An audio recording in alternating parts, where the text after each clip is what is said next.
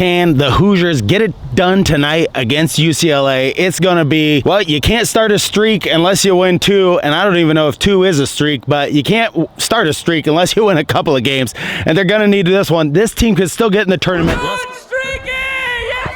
Let's get into it. Pretty simple. I win. For 3 on the way.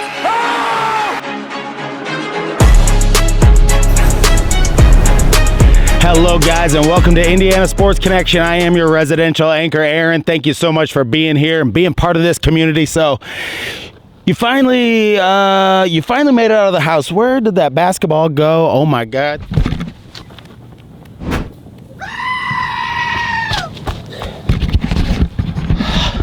Now that you cannot do a million times. Thank you so much for joining me today. Sitting in front of the Assembly Hall, we're going to talk about what the Hoosiers have to do in this game tonight. Are they going to start 2 bigs? It might be an opportunity for them to take over the game using their rebounding and their size. The main dude on their team, BALLO, which I'm not Cajun, but 6'9", he shoots a pretty good percentage from 3. This game is going to be inside BALLO. Can he get it done from the beginning? But if this is your first time here, hit that subscribe button down below. This is Indiana Sports Connection across the country and across the world, across the globe, spreading joy to all Hoosier fans. Hit that thumbs up button. It gets the video out to more Hoosier fans across the country.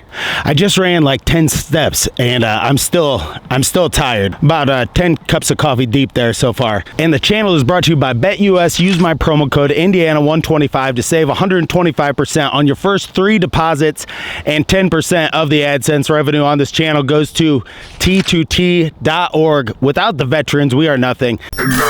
Without further ado, let's get into talking about the Indiana Hoosiers. All right, Hillbilly Monkey, you made it out of the house. You're finally here. You got your cord all wrapped around you. What happened to your feet? Oh man, like this dude wrapped a cord around my feet, made me ride in the baby seat the whole way down here, and my foot is like so numb it might fall off. Is that so? Is that so? So we're gonna get into looking at the stats of this game and some of the storylines coming out of this game. Look, Indiana has a huge opportunity to get into the tournament, and it starts tonight. You win this game, and then next week you got a game against Purdue where you should have beat them on the road, really. And then you start to look like, you know, you got some weak teams coming up. Those weak teams do worry me a little bit, but this game tonight, what I want to see, UCLA. I don't believe UCLA has ever played here before. They're going to be looking, I mean, the first time I stepped foot in there, I mean, you just look up and it's just like a mountain of seats. It's an unbelievable place to play with the big, I mean, just the architecture of this place. Everybody knows it's world renowned. It's the best place to watch a basketball game in the entire world. UCLA has never experienced it before. So can they get out, you know, run a little bit at the beginning of the game, you know, instead of getting down 10-2 in this game, can they get the lead 10-2 to start the game and then just keep that pressure, keep the momentum going? I think they're going to have to get the ball down low. I don't know who will be on this 6'9" guy, Thibodeau. I'm terrible at saying his name, but that is going to be a key matchup. Johnson nailed some threes in the last game, and something good to know about UCLA, they had neurovirus. They won 7 games in a row. They go to Illinois, which these people must be thinking, I mean, it's a pretty balmy day for Indiana here. It was 3 degrees when I left my house. But these UCLA players have to be thinking, like, my God, we're in some kind of landlocked hell out here, aren't we? And to let you know, this Greg Oden signed basketball is what I'm giving away on the channel next. So hit that subscribe button and hit the thumbs up button and leave a comment down below, and you will be entered to win this Greg Oden basketball. And even if you hate Greg Oden, it's a pretty nice basketball. I think it's a women's size.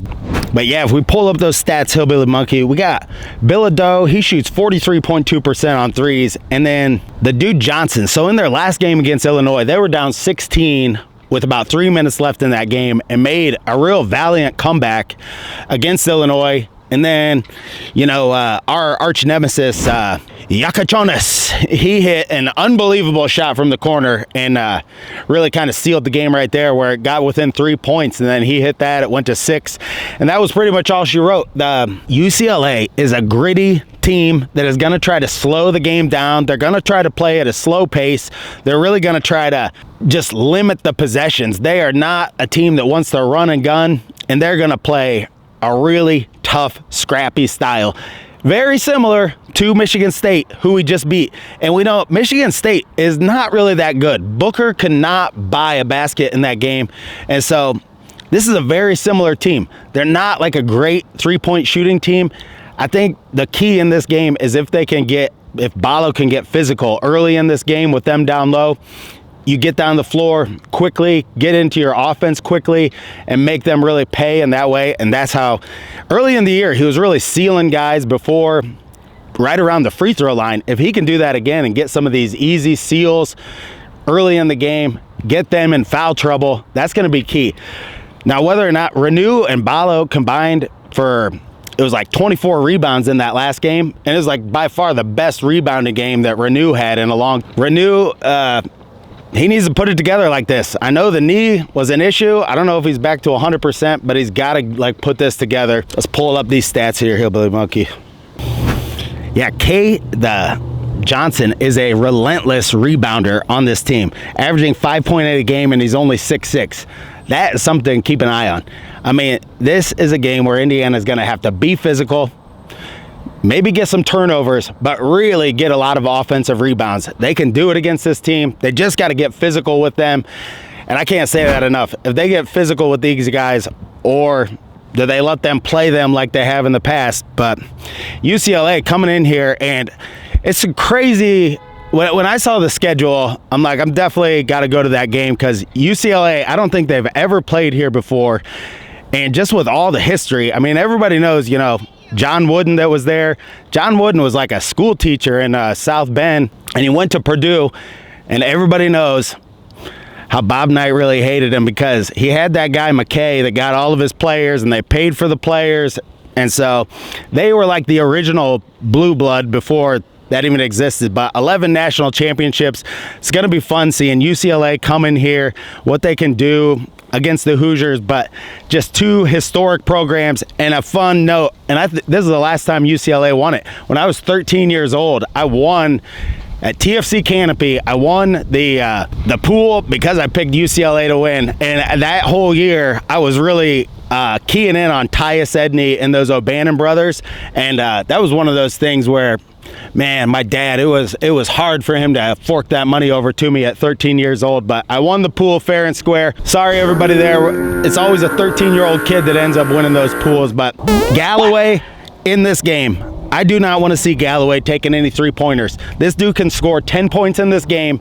What I want to see him is get a couple of classic steals, classic breakaway dunk, get the Hoosier faithful into it. I'm betting it's a Friday night game. It's going to be a really good crowd for this game. I think it's just one where, man, every game when Galloway really gets into it and brings that energy, when he takes the three-pointers and he's missing them, I feel like he takes himself out of the game a little bit.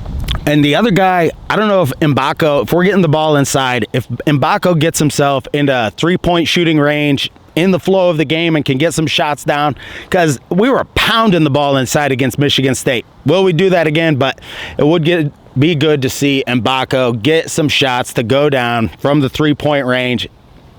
And I'm sure if they're going to double down or hedge down, I know Michigan State didn't do that a lot.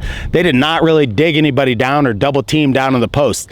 That's something to watch for with UCLA. I mean, if they dig down, you definitely got to kick it out. But so excited to see what's going to happen here tonight. Hillbilly Monkey, what do you think about the game tonight? Carved from the sands of the Wabash River and formed into a monkey land that's sold at Home Goods, it's the Hillbilly Monkey Perspective. on Indiana Sports Connection. Oh man, it's like really hard to believe that these guys can even get in the tournament. I mean, the way people bashing on the team and the coach leaving and all that good stuff, and you know, we've been doing that too, but you win here, you win the next game against Purdue, and you got pretty much a path. And I think if you win a game or in the Big Ten tournament or something like that, you got a great chance to get yourself into the tournament. And just give us a taste. I mean, come on, there's a new coach coming in next year. It's going to be like Christmas once one of these guys, Dusty May or Chris Beard, gets on board. It's going to be like Christmas for all of us. Yeah, you are right about that for sure. But we shall see. I mean, I think the Hoosiers bring the energy tonight. I mean, you got to win under your belt. Last game in a really tough environment. Do they come out tonight and just really bring it? Because it's going to be blocking out, rebounding. You got to do that against UCLA because they are kind of a relentless team. I was watching them. And to come back against Illinois, and I mean, Illinois is not like a crazy good defensive team, but they made a great comeback on them. Thank you so much for joining me on this episode of Indiana Sports Connection. Until next time, stay classy out there, Hoosier fans.